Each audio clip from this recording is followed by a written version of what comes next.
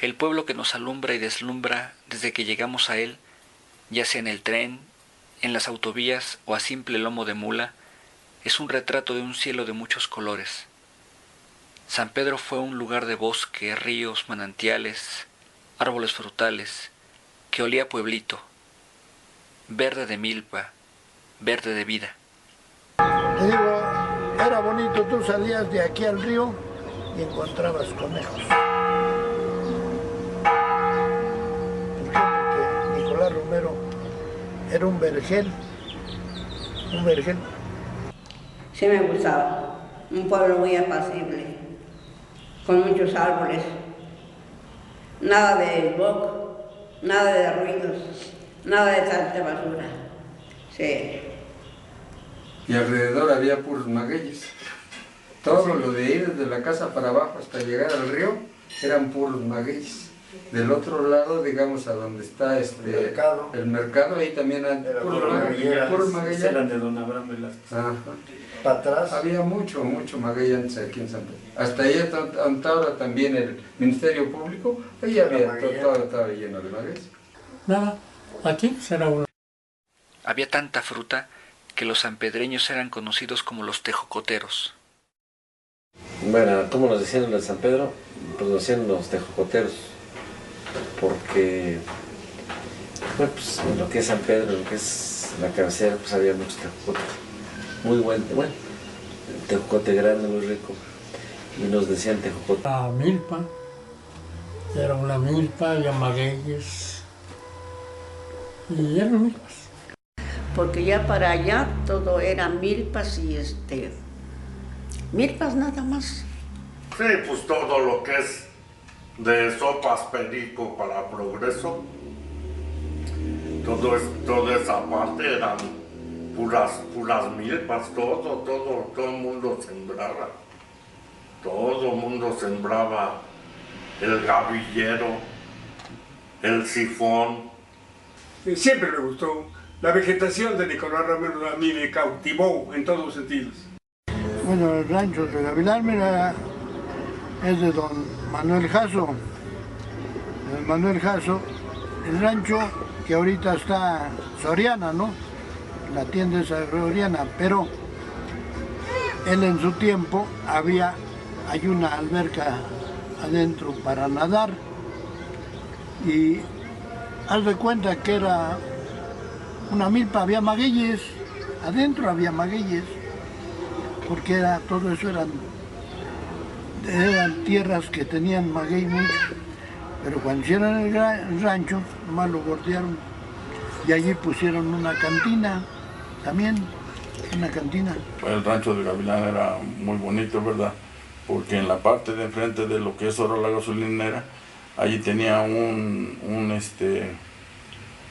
caño de medio punto, ¿verdad? Y donde está la gasolinera, allí estaba un pozo, ¿verdad? Con medio punto, también como lo existían en manantiales, ¿verdad? Varios pozos por la orilla del río, ¿verdad? Por eso se llaman manantiales, donde ahí se podía levantar el agua.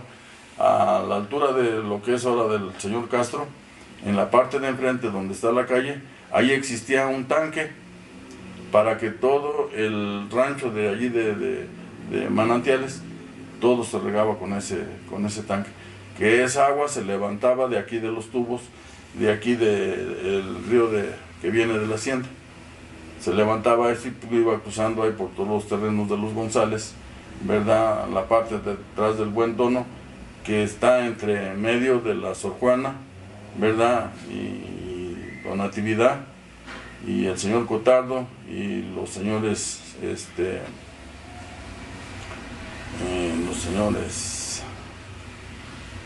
Osnaya, ¿verdad? Todo cruzaba todo por ahí, pasaba en medio de todas esas casas, pasaba un canal allí para llenar el tanque de allí de enfrente de casa del señor Castro. Yo recuerdo de niños, yo iba a contar hoja de tejocote para unas chivas que tenía mi papá, y eso se alimentaban re bien del tejocote. Con Sí, mi mamá ya cuando ya estaba grande y todo, íbamos juntábamos tejocote y ella nos hacía unas jaleas de tejocote. Muy sabrosas. Porque aquí en Nicolás Romero existían de veras bastantes tejocotes. Mucha. fruta en el rancho Los Paredes, había mucha fruta. Y duraznos, tejocotes. Sí, había mucho durazno, mucho tejocote. Pero éramos tejocoteros. ¿Y había mucho tejocote? Pues sí, por eso nos habían puesto eso. El tanque de Santa Anita, las peritas, el agua caliente, los baños de don Arturo Paredes, son rincones propios donde la gente lava, se baña, juega, convive. Las peritas eran un manantial muy bonito.